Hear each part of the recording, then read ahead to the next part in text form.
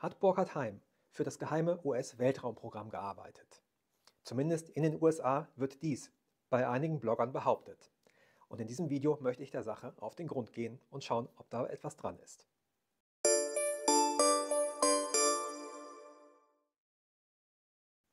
Hallo und herzlich willkommen zu 6 Dimensionen in Farbe. Mein Name ist Hannes Schmidt und auf diesem Kanal erkläre ich euch die Gedankenwelt von Burkhard Heim in verständlicher Sprache und anschaulichen Beispielen. Wir sind heute wahrscheinlich so nah an UFO-Disclosure dran wie noch nie, dank Leuten wie David Grush, Luis Elizondo und das ganze Programm, das da in den USA läuft. Und umso wichtiger ist es natürlich, echte News von Fake News und von Desinformation zu unterscheiden. Ich möchte behaupten, Fake News sind keine Erfindung von Donald Trump und sie werden auch nach ihm nicht verschwinden. Fake News gab es schon immer. Und ein bestimmtes Stück Fake News, darum geht es in diesem Video. Wenn ihr aber erstmal wissen wollt, wie unterscheidet man eigentlich echt von falsch oder gelogen, dann müsst ihr euer Gefühl dafür entwickeln, was ihr vertrauen könnt und welchen Quellen ihr vertrauen könnt. Und das beginnt in einem selbst und das beginnt natürlich beim Nahteiltraining. Wenn ihr euch dafür interessiert, wie ihr mit all dieser Fülle umgehen könnt, die auf einen einprasselt, wie ihr das Richtige abblockt, das Richtige zulasst, schaut euch nahteiltraining.de an. Den Link findet ihr auch in der Videobeschreibung und ich würde mich freuen, wenn ich euch in einem meiner Kurse begrüßen kann. Vielleicht kennen einige von euch den amerikanischen YouTuber Kurt Jaimungal, der betreibt den Kanal Theories of Everything. Ziemlich großer Kanal mit auch ziemlich gewichtigen Leuten, die dort sprechen, auch sehr lange sprechen. Einige von euch haben sogar schon mal gesagt, Hannes, sprich du mal bei ihm. Sehr gerne, aber ihr müsst da ein bisschen Aufmerksamkeit erzeugen. Ich selbst kann nicht hingehen als jemand, der noch kein Buch geschrieben hat und sagen, hier, ich habe was zu sagen, sondern macht einfach auf mich aufmerksam. Ich brauche ein bisschen eure Hilfe dabei. Auf jeden Fall, Kurt Jaimungal hat mal auf seinem Kanal eine recht gute Doku gebracht über das Thema Antigravitationsforschung in den USA. Und das Thema war, ganz im Gegensatz zu heute, in den 1950er Jahren salonfähig. Man hat ernsthaft daran gedacht, das zu machen. Leute, die in renommierten Positionen haben sich kompetent dazu geäußert, war wenige Jahre später nicht mehr denkbar. Trotzdem, damals gab es diese Forschung und in dieser Doku, ich verlinke sie hier oben, auch mit dem richtigen Zeitindex, in dieser Doku sagt er, Burkhard Heim habe für eine gewisse Martin Company gearbeitet. Das war der Vorläufer von dem heute berühmt-berüchtigten Lockheed Martin. Und so kam also dieses Gerücht in die Welt. Burkhard Heim habe da an diesem geheimen Weltraumprogramm später wahrscheinlich auch noch gearbeitet. Was immer aus der Antigravitationsforschung geworden ist, aber wir kommen später zu meiner persönlichen Meinung darüber. Jedenfalls, ich persönlich habe nicht eine Sekunde geglaubt, was er da erzählt. Einerseits aus der Intuition heraus, andererseits natürlich, weil ich Burkhard Heims Biografie ein bisschen kenne. Und ich möchte also heute für euch dieses Stück Fake News, weil das ist es, für euch auseinandernehmen. Aber ich möchte den lieben Kurt Jaimungal von dem Verdacht freisprechen, er habe das einfach so in die Welt gesetzt. Tatsächlich hat er gut recherchiert. Muss ein bisschen ausholen. Wenn ihr auf Wikipedia geht, der deutsche Artikel über Burkhard Heim ist mittlerweile recht gut. Und bis vor kurzem gab es aber einen englischen Artikel, der war ja sehr knapp gehalten und auch grottenschlecht. Man kann über Wikipedia sagen, was man will und Kritik, gerade bei Randthemen, ist absolut berechtigt, aber mit einem entsprechenden Autor, den auch unter anderem ich und andere Heimkenner beraten haben wir es tatsächlich geschafft, einen englischen Burkhard Heim-Artikel auf Wikipedia zu posten, der unverfänglich ist, aber ihn auch in einem neutralen Licht darstellt. Dieser Artikel ist in Ordnung, aber der alte, in dem alten stand das dass Burkhard Heim für die Martin Company gearbeitet hat und dort stand eine Quellenangabe sogar. Und zwar war dort verlinkt auf einen Artikel im Archiv des New York Herald Tribune vom 20. November 1955.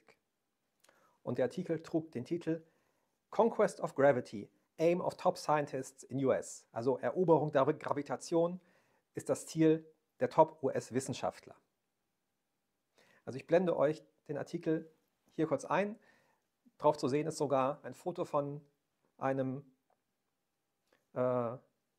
Charles Dozier und diesem Herrn Martin, dem Gründer der Martin Company, die also da in einer, was auch immer, geheimnisvollen Vorrichtung arbeiten. Und der Artikel ist, also es ist nicht bloß diese schlechte Scans, es ist auch der in richtig transkribiert. Ihr könnt es nachlesen, ich verlinke euch das auch in der Videobeschreibung. Dieser Artikel, ja, um den geht es. Und ich lese euch gleich ein bisschen was daraus vor, beziehungsweise aus der Übersetzung, die ich vorbereitet habe. Also, der Artikel startet mit: Die ersten Schritte eines nahezu unglaublichen Programms zur Lösung des Geheimnisses der Gravitation und der universellen Schwerkraft werden derzeit in vielen führenden wissenschaftlichen Laboren und Forschungszentren Amerikas unternommen. Eine Reihe großer, etablierter Unternehmen aus der US-amerikanischen Luft- und Elektronikindustrie sind ebenfalls an der Gravitationsforschung beteiligt. Also man sieht wirklich, es ist Mainstream, da sind große Unternehmen beteiligt und es werden auch noch bedeutende Namen im weiteren Verlauf des Artikels genannt. Wissenschaftler betrachten die Gravitation im Allgemeinen zusammen mit dem Leben selbst als das größte ungelöste Rätsel des Universums.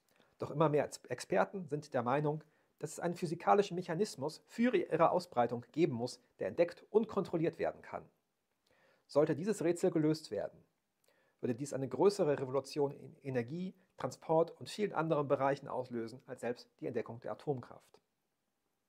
Ja, und diese Aussagen sind heute, 70 Jahre später, können sie eigentlich unverändert dastehen, weil man ist in Bezug auf die Gravitation noch keinen einzigen Schritt weiter. Egal wie oft man Loop Quantum Gravity und sonst für ein Blabla sagt, das hat zu nie etwas geführt.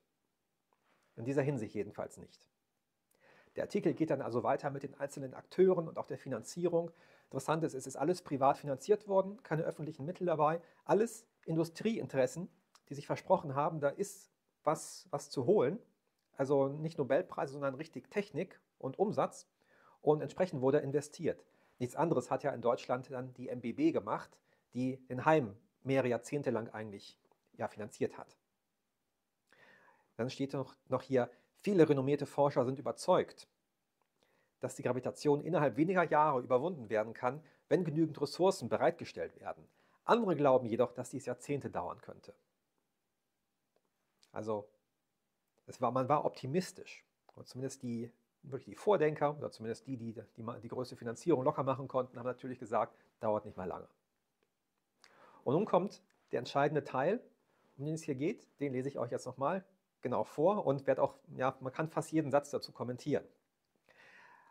Also, Use of European Experts, Anwerbung oder Benutzung, klingt ein bisschen despektierlich fast schon, europäischer Experten.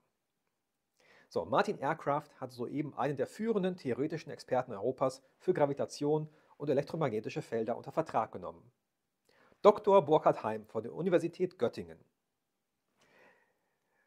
So, es ist richtig, dass sie ihn so titulieren. Er war wirklich der führende Experte aus seiner Zeit, hat so weit gedacht, wie noch nie jemand zuvor.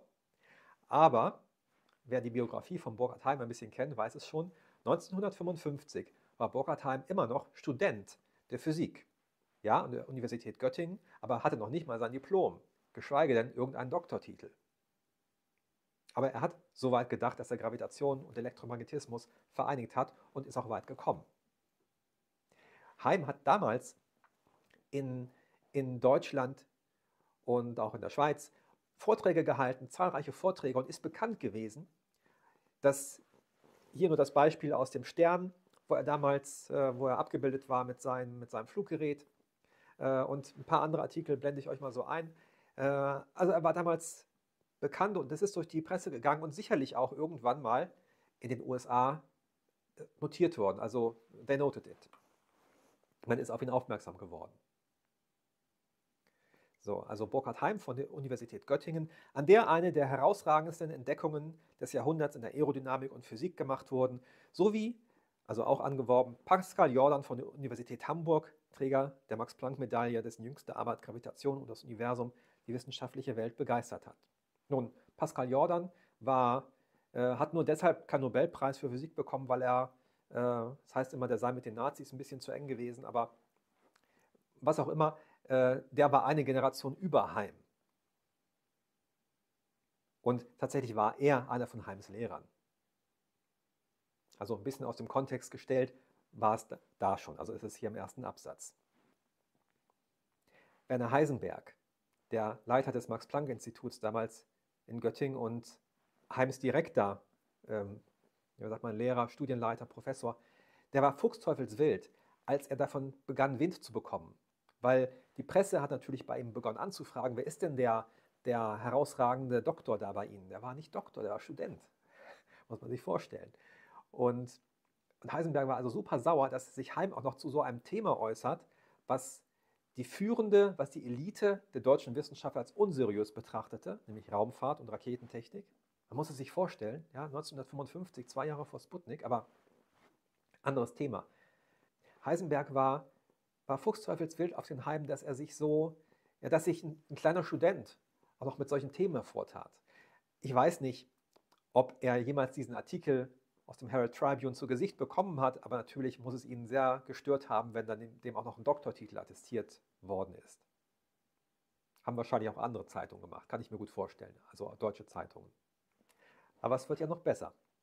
Geht weiter. Dr. Heim, derzeit Professor für theoretische Physik in Göttingen. Also als würde er eigentlich auf Heisenbergs Stuhl sitzen. Da hätte er auch hingehört. Und war während des Zweiten Weltkriegs Mitglied im Deutschen Normenausschuss. Das ist Quatsch. Das ist erfunden. Ich weiß nicht, vielleicht war Heisenberg Mitglied im Deutschen Normierungsausschuss. Burkhard Heim jedenfalls ist überzeugt, dass die Gravitation überwunden werden kann.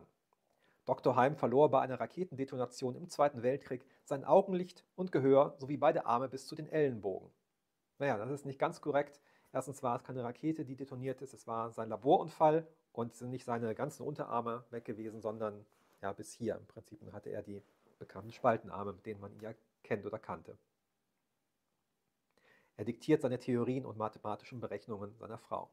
Das stimmte soweit. Ja, zu dem Zeitpunkt noch seinem Vater. Seine Frau hat übernommen, nachdem sein Vater gestorben war, 1964.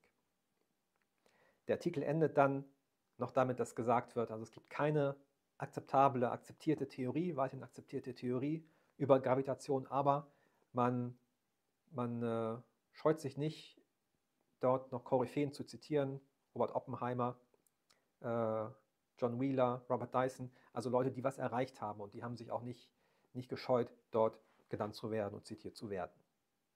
Also, Fake News ist dieser Artikel mit Sicherheit, aber ein Kern Wahrheit ist trotzdem dran. Der ist nicht ganz im luftleeren Raum entstanden. Wir wissen, die USA haben alle möglichen Leute von überall aus der Welt abgeworben, speziell aus Deutschland, mit Rainer Weste natürlich, mit neuem Anfang. Wernher von Braun war nicht der Erste, nicht der Letzte. Und wir wissen aus Heims Biografie, die sind auch bei ihm gewesen. Hildebrand von Ludwiger schreibt das in seiner Heimbiografie, dass er also russische Agenten vor der Tür hat sprechen hören und er sogar mit Polizeischutz teilweise gelebt hat. Aber am aufschlussreichsten in dieser Hinsicht ist eine Erinnerung von Gerda Heim aus ihren Memoiren. Die möchte ich euch auch kurz vorlesen, diesen Abschnitt. Also Gerda Heims Memoiren, Erinnerung an den Physiker Burkhard Heim, ist auch erschienen im Resch Verlag und kann man sich dort runterladen, wer es nicht physisch hat oder haben möchte. So, und zwar berichtet sie: Es verging keine allzu lange Zeit, also in der Zeit, als Heim die vielen Vorträge gehalten hat. Es verging keine allzu lange Zeit, als Burkhard einen Brief in Englisch bekam, in dem stand, dass die andere Seite sich für seine Arbeit interessieren würde. Wiederum, nach einiger Zeit, meldete sich brieflich ein Amerikaner, der Burkhard für eine Unterredung aufsuchen wollte. Burkhards Vater meinte, da wollte er doch lieber dabei sein, denn schließlich war er Währungsfachmann. Der Fremde kam in Begleitung eines Deutschen, den wir einmal anlässlich eines Referats von Burkhard in Zürich kennengelernt hatten und der uns auch einmal zu sich nach Hause eingeladen hatte. Schon damals ahnte ich nichts Gutes, und als wir für einen Augenblick alleine waren, flüsterte ich Burkhard ins Ohr: Vorsicht! Ausgerechnet dieser Mann stand jetzt vor uns, und der Amerikaner wagte es doch tatsächlich, Burkhard umgerechnet 300 Mark im Monat zu bieten, falls er für ihn arbeiten würde.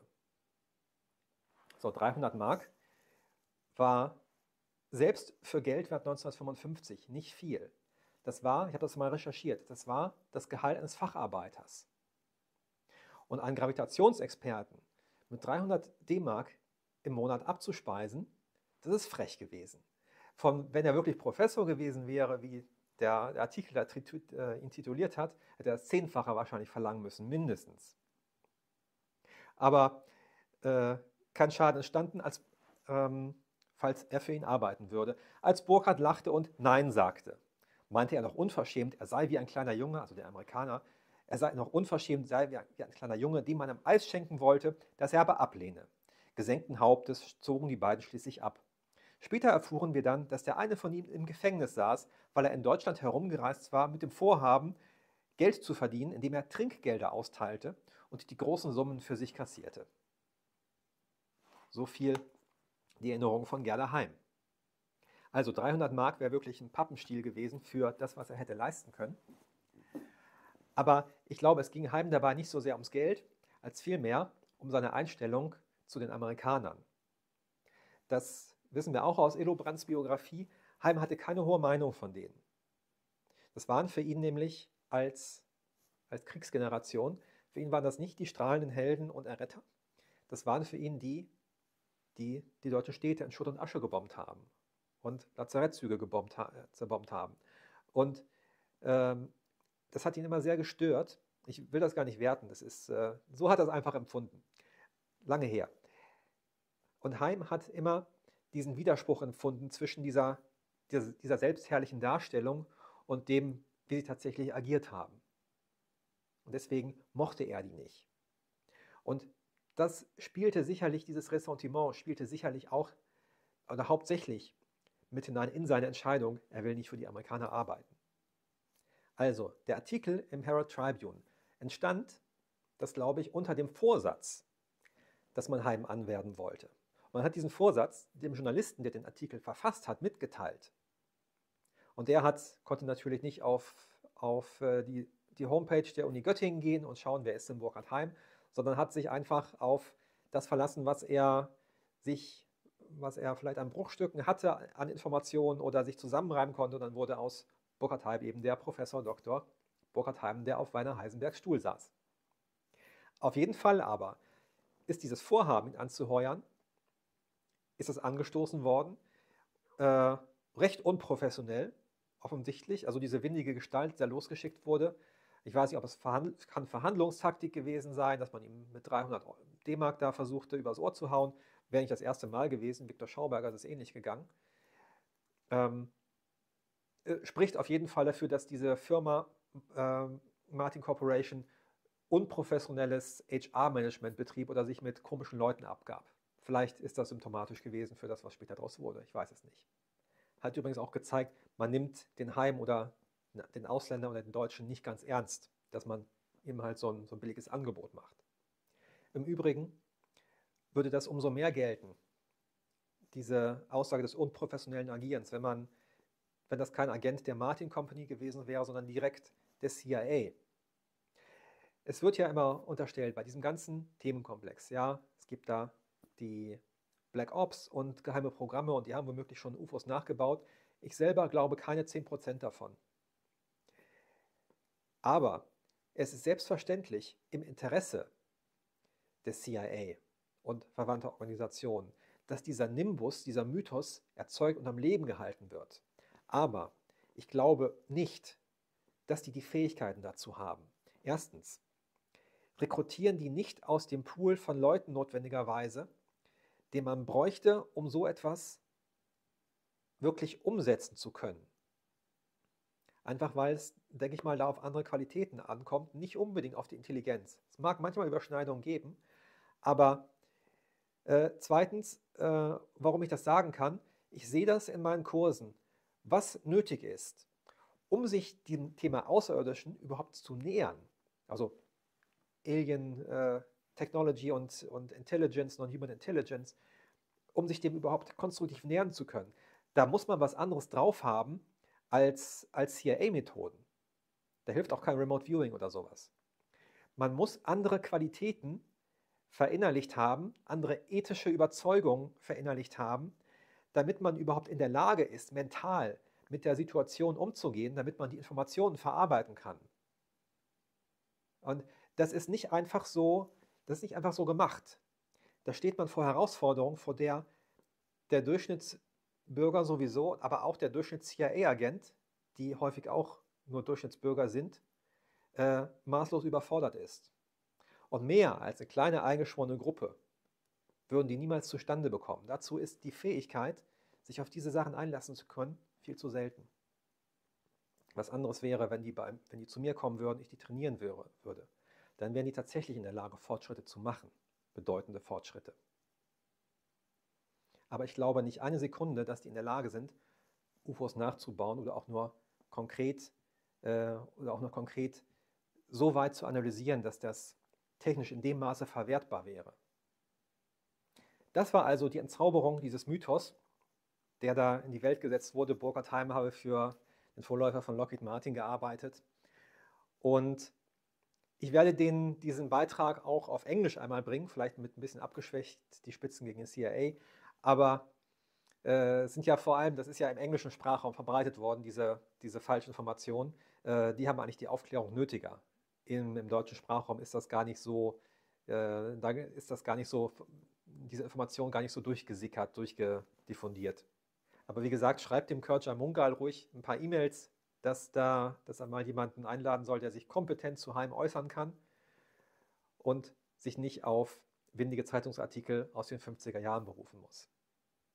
Zum Schluss wünsche ich euch alle nur erdenkliche geistige Klarheit und einen konstruktiven Umgang mit allen Neuigkeiten, die euch begegnen, in 6 Dimensionen und in Farbe.